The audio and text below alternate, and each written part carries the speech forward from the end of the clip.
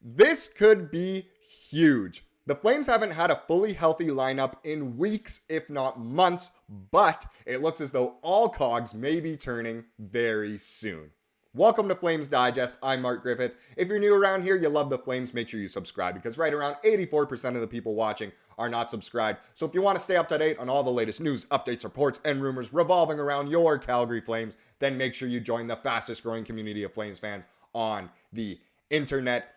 And the Flames, you know what? They have played some very, very good hockey lately. Well, I say lately, it's been one game. I shouldn't get ahead of myself. They were amazing against Vegas the other night. Otherwise, they haven't been great lately. But either way, they did that with not even close to a fully healthy lineup. A lot of holes in the lineup.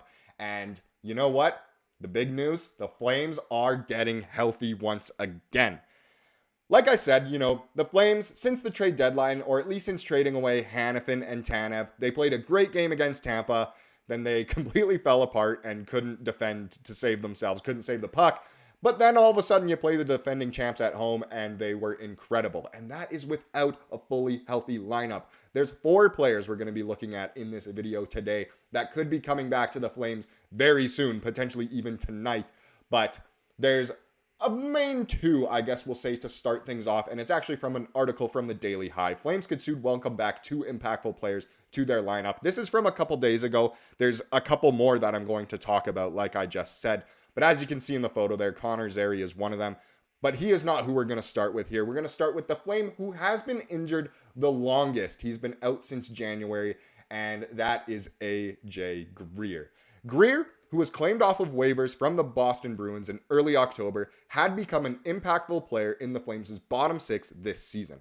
He has been out of the lineup since late January, however, after suffering a fractured foot in a gruesome-looking injury versus the Columbus Blue Jackets. Yes, it was pretty gross to look at. I'm surprised it wasn't more of a full break in his foot. Prior to sustaining the injury, he had 6 goals and 10 points through 47 games while averaging slightly less than 9 minutes of ice time per game. His 12.71 per 60 ranks 3rd among all Flames skaters this season.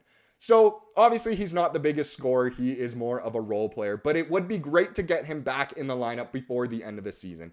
He can be a mentor. Maybe mentor isn't the perfect word here, but he can at least show some guidance towards some of these younger Flames that have been up in the lineup lately and show them another way to play hockey, one with more grit and just showing that you need all pieces, all cogs running. There can't be a weak link in the chain for the Flames to just run perfectly. And I'm not saying, they need all these players back in order to make the playoffs. I mean, that's out of the question here. Like I said in yesterday's video, it's a race for 9th place in the West at this point with Minnesota, St. Louis, and Seattle. But I don't know.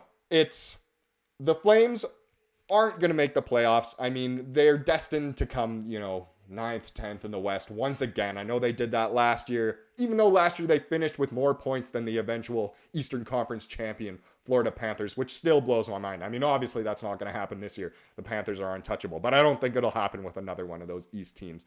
But either way, the Flames, it would be nice to get them their full lineup back just in order to showcase what they do have for next season and just to keep it competitive as possible, like what Craig Conroy wants this team to do for the rest of the season. And AJ Greer is the perfect example of getting that guy back and getting him healthy. Now let's move on. He's in the thumbnail. He was in the picture for this article. It is, of course, Connor Zary. Zary, who failed to make the Flames roster out of training camp, has been one of their most consistent forwards this season since being recalled in late October.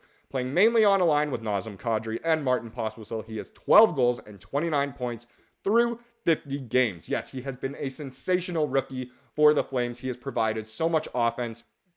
Obviously, there's still a lot of room for growth in his game. Some of those giveaways can be terrible, but otherwise, he has been sensational. There's a chance he could be a Calder finalist. Is he going to win it? No, I think we all know that's going to Connor Bedard. But I'd argue Connor Zary is the best Connor of all the rookies, maybe in the league. Is he better than McDavid?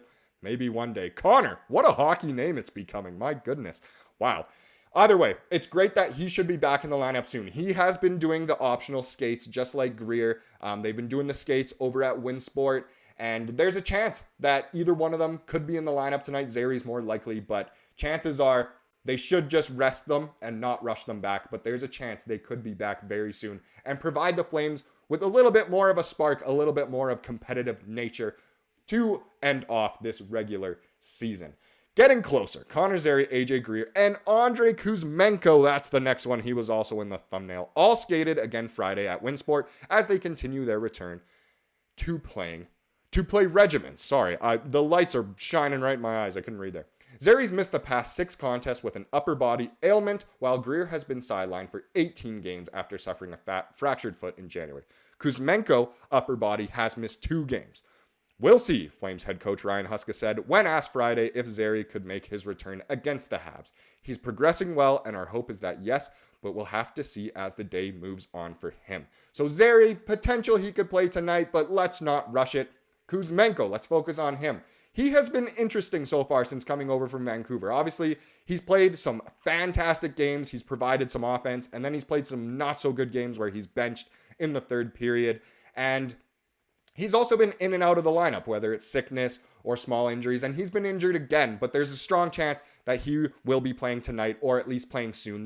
The projected lineup hasn't even come out yet, and no one has tweeted anything that view the Flames practices. So unfortunately, I can't provide a projected lineup in this video today, but don't be shocked if Kuzmenko is in there. It doesn't seem like it's a huge injury, maybe another one of those ghost injuries, kind of like Markstrom. But either way, it's good to know that Kuzmenko, Greer, Zary are all skating, all practicing. And the fourth person I want to just quickly touch on is, of course, Jacob Markstrom, who has had that day-to-day injury.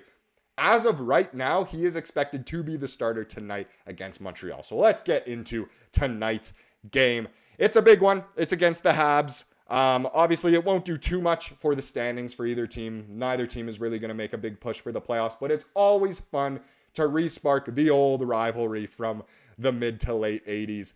2 Stanley Cup finals between these two teams, split one apiece. Of course, 89 was the better one. We all know that. But it's always fun when the Habs are in town. There's a million Habs fans within this city, within the country. I mean, there's millions, really.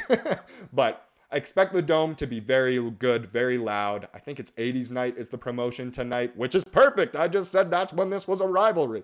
But it's awesome. The Dome should be electric. There's always tons of Habs fans.